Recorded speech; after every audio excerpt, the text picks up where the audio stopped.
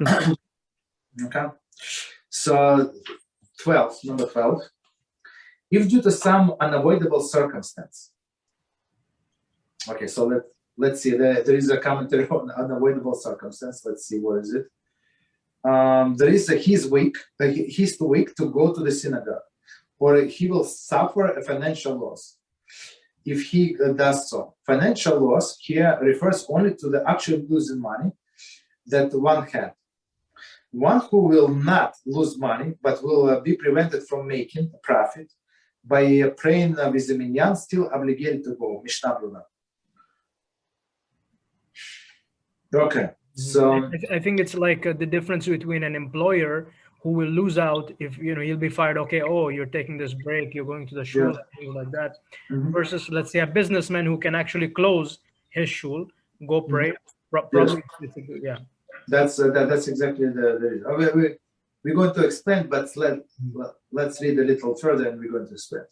If due to some unavoidable circumstance one cannot go to synagogue or study hall to pray with a congregation, or even if there is some circumstance that prevent him from going to any other established congregational prayer, he should make an effort to gather 10 men for a minyan, so that he can at least pray in his house with a minyan. If this too is not possible for him, at the very least he should pray at the same time that the congregation is praying, since the time is one favor before HaShem. Okay, so let's stop here and understand. So first of all, they say due to unavoidable circumstances. So unavoidable circumstances, they say he's too weak, he's sick, he's this, he's that, or as Ishai pointed out. So what is the difference? So it's not only about this, it's about all the halachas. For example, very soon we're going to have sukkahs, and we're going to have this Holomayat, intermediate days. So in some instances, our rabbis allowed us to do business on Holomayat. For example, if he's going to suffer loss, what is the suffering loss? So he bought this, many boxes of tomatoes. So unless he sell, they're going to rot and he'll going to lose money, right? That's financial loss.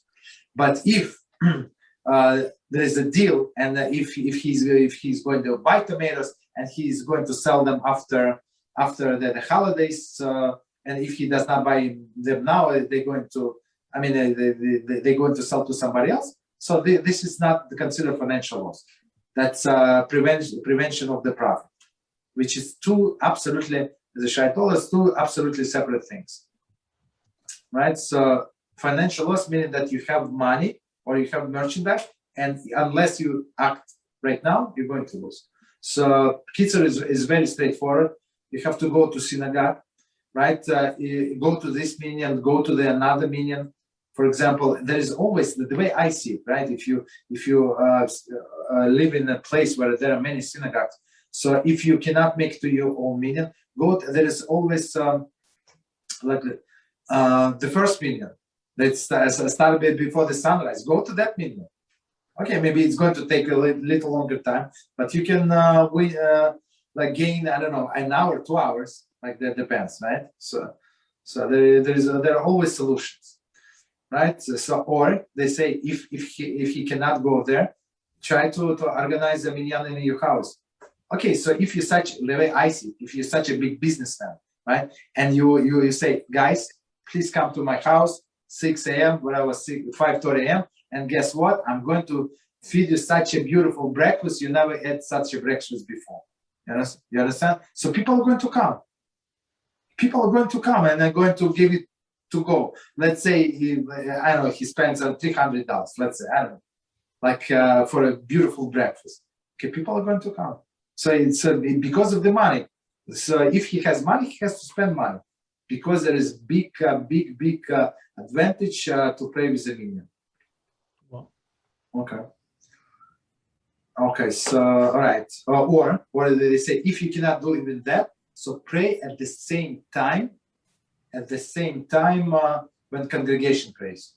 So if they pray, so for example, somebody is sick, you don't feel well, have fever, stuff like that. So you know that they start at 6:45, your local shul, you usually go to 6:45 Minyan, so you have to start at home at 6:45. Don't wait till 8 o'clock.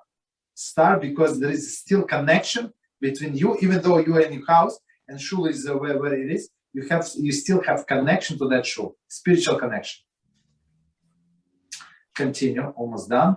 Likewise, one who lives in a place that does not have a minyan for congregational prayer should pray at the time that the congregation prays in the cities. So in the olden days where people live like remotely in the villages, stuff like that, so were not so easy to get a minyan, so that's what they did.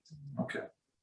However, in this situation, he must study Torah or become involved in some of the pressing tasks. And it has been explained in Siman 8 that one may not begin work or the Torah study before the morning prayers. In that case, he may pray earlier than the time of the congregation prays in the cities, and pray immediately when the sun rises. So, okay, so I mean, they mix several things, not mix, but okay, so let me read the commentary and we explain exactly what it says here. So as commentary says, if the congregation in the city prays Shacharis only some time after this person arises, okay, and waiting for the prayer until that time will prevent him from being able to do anything due to the prohibition of beginning endeavor before Shacharis. Okay, so they say, okay. So on one hand, we said there is a connection between you praying in your house and at the same time as the people praying in your shul. There is a connection. People even praying in the city. So you could be, I don't know, 50 miles away from the city. So there is still connection on one hand. On another hand, if you need to learn Torah, if you need to do business or whatever, so there is this connection is not as strong as the minyan. It's not. You're not there. So basically they say, okay, you can pray early prayer right before the sunset. At least even start before the sunset. Sunrise. Before you can start before the sunrise. Even it's before they start spraying in the cities.